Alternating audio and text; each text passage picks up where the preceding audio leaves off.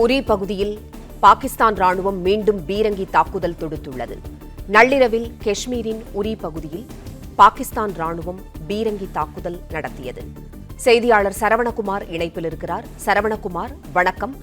நள்ளிரவில் காஷ்மீரின் உரியில் தாக்குதல் நடத்திய பாகிஸ்தான் மீண்டும் தாக்குதலை தொடங்கியதாக தகவல் கிடைத்துள்ளது. விவரங்களை சொல்லுங்க. நேற்று இரவு பாகிஸ்தான் ஜம்மு பகுதியில பல்வேறு இடங்களை குறிவைத்து, குறிப்பாக ஜம்மு, பத்தான்கோட் மற்றும் உத்தம்பூர் உள்ளிட்ட பகுதிகளை குறிவைத்து அவர்கள் ட்ரோன் தாக்குதல் நடத்துவதற்கு திட்டமிட்டார்கள். ஆனால் அந்த தாக்குதல் முறியடிக்கப்பட்டது. ஏவுகணை தாக்குதல் முறியடிக்கப்பட்டது. பாகிஸ்தானுடைய போர் விமானமும் இந்திய ராணுவத்தால் சுட்டு வீழ்த்தப்பட்டதாக தகவல் வெளியாகி இருக்கிறது. இந்த நிலையில நேற்று இரவு 2 மணி 3 மணி வரை பல்வேறு இடங்கள்ல தாக்குதல் முடித்த நிலையில உரி பகுதியில் இன்று காலை முதல் மீண்டும் தாக்குதல் நடத்தப்பட்டிருக்கிறது. உரி பகுதி என்பது எல்லை கட்டுப்பாட்டு கோட்டு அருகே எல்ஓசியிலிருந்து ஒரு 3 கிலோமீட்டர் தொலைவில் தான் இருக்கிறது. எனவே அந்த பகுதியை பொறுத்தளவுல கடந்த 14 நாட்களாகவே தொடர்ந்து அந்த ஜம்மு காஷ்மீரினுடைய அந்த எல்லை பகுதிகளில் இந்த பீரங்கி தாக்குதலை பாகிஸ்தான் மேற்கொண்டு வருகிறது. அந்த அடிப்படையில் இன்று காலையிலிருந்து மீண்டும் பீரங்கி தாக்குதலை அவர்கள் தொடங்கி இருக்கிறார்கள். பீரங்கி தாக்குதல்ல அந்த தொடர்ந்ததற்கான பதிலடியும் கடந்த ஒரு 2 வாரமாகவே அதற்கு இந்திய ராணுவம் உரிய பதிலடி கொடுத்திருக்கிறது. குறிப்பாக இந்தியாவினுடைய பீரங்கிகளை பயன்படுத்தி உரிய பதிலடி கொடுக்கப்படுகிறது. L-70 ZU-23 ரக பீரங்கிகள் உதவியுடன் பாகிஸ்தானுடைய இந்த தாக்குதலுக்கு உரிய பதிலடி கொடுக்கப்படுகிறது. அதே போன்று இந்த பகுதியில் பீரங்கி தாக்குதல் நடப்பதனால ஏற்கனவே அந்த பகுதியில் இருப்பவர்கள் பாதுகாப்பாகவே இருப்பதற்கு உரிய அறிவுறுத்தல் என்பது வழங்கப்பட்டிருக்கிறது. நேற்று இரவு உரி பகுதியில் அவர்கள் ட்ரோன் தாக்குதல் நடத்துவதற்கும் திட்டமிட்டார்கள். அந்த தாக்குதலும் நம்ம இந்தியாவுடைய வான் பாதுகாப்பு அமைப்பு மூலமாக முறியடிக்கப்பட்டிருந்தது. இதற்கிடையில இந்த உரி தாக்குதல் என்பது இன்று காலை முதல் மீண்டும் இந்த பீரங்கி தாக்குதலாக தொடங்கி இருக்கிறது. இது நேற்று இரவு நடத்தப்பட்ட ஒரு தாக்குதலின் தொடர்ச்சியாக இதை பார்க்க முடியாது என்று முன்னாள் ராணுவ அதிகாரிகள் கூறுகிறார்கள். ஏனென்றால் இந்த எல்லை பகுதியை பொறுத்தவரை, ஜம்மு காஷ்மீர் எல்லை பகுதியை பொறுத்தவரை கடந்த 2 வாரங்களாகவே இந்த பீரங்கி தாக்குதல் என்பது தொடர்ந்து நடந்து வருகிறது. நேற்று இரவு பாகிஸ்தான் ஒரே நேரத்துல இந்த ட்ரோன்களையும் ஏவுகணைகளையும் போர் விமானங்களையும் கொண்டு தாக்குதலுக்கு முற்பட்டது. ஆனால் 2வது முறையாக அந்த முயற்சியும் இந்தியாவுடைய வான் பாதுகாப்பு அமைப்பாலும் இந்திய ராணுவத்தாலும் விமானப்படையினுடைய நடவடிக்கையாலும் முற்றிலுமாக முறியடிக்கப்பட்டிருக்கிறது. ஜம்மு பகுதியில் மட்டுமே 8 ஏவுகணைகள் வீழ்த்தப்பட்டதாக கூறப்படுகிறது. ஜம்முவினுடைய பல்வேறு பகுதிகளில் இவர்கள் தாக்குதல் நடத்த திட்டமிட்டிருந்தார்கள். குறிப்பாக ஜம்முவினுடைய அந்த பகுதியில் இருக்கக்கூடிய ஒரு உள்நாட்டு விமான நிலையம், அதே போன்று அவந்திபுரா பகுதியில் இருக்கக்கூடிய விமானப்படையினுடைய விமானஸ்தலம், இந்த இடங்களை எல்லாம் தாக்குதல் நடத்துவதற்கு திட்டமிட்டார்கள்.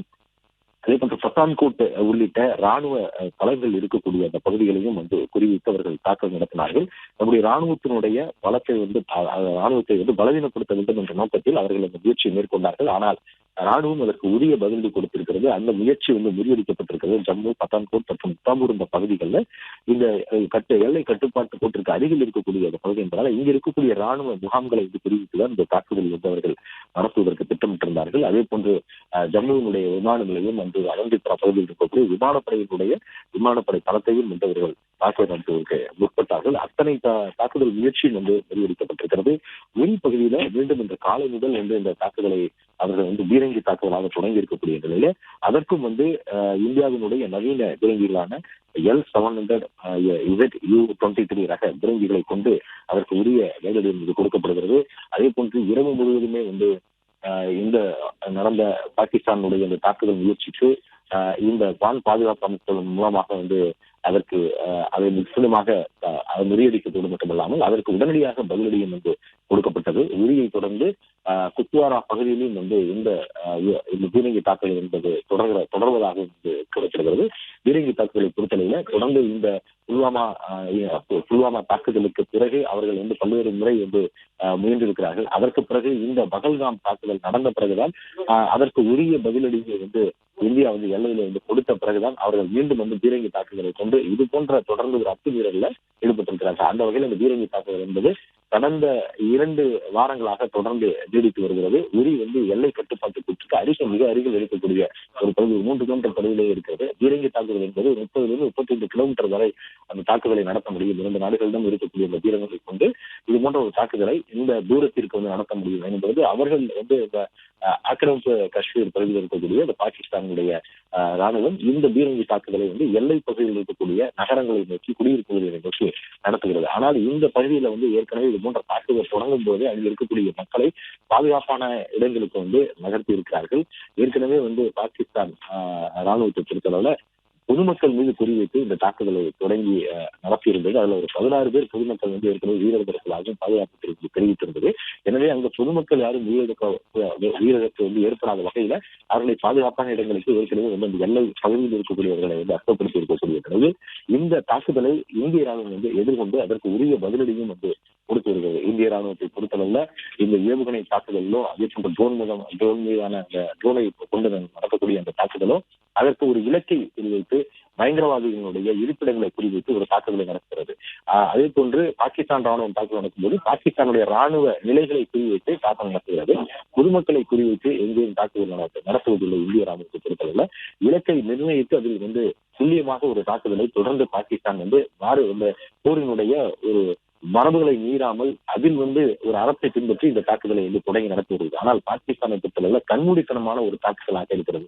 அது பொதுமக்களை வந்து தாக்கினாலும் சரி, இந்திய ராணுவத்தின் மீதான தாக்குதலாலும் சரி, அல்லது இங்க இருக்கக்கூடிய எந்த நிலைகளின் மீதும் அவர்களை தாக்குதல் நடத்துவதற்கு கண்மூடித்தனமான ஒரு தாக்குதலை வந்து முயன்றிருக்கிறார்கள். ஆனால் அவர்கள் மேற்கொண்ட இந்த இரண்டு முயற்சிகளுமே வந்து பலனளிக்காமல் போயிருக்கிறது. 2 முயற்சிகளுமே முறியடிக்கப்பட்டிருக்கிறது.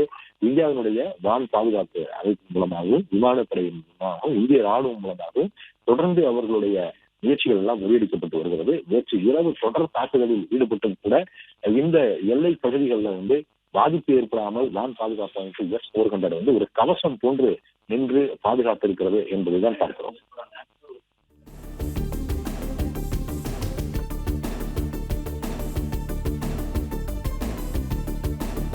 பிளே ஸ்டோர் மற்றும் ஆப் ஸ்டோரில் இருந்து பாலிமர் செயலியை QR கோடு மூலம் பதிவிறக்கம் செய்யுங்கள்.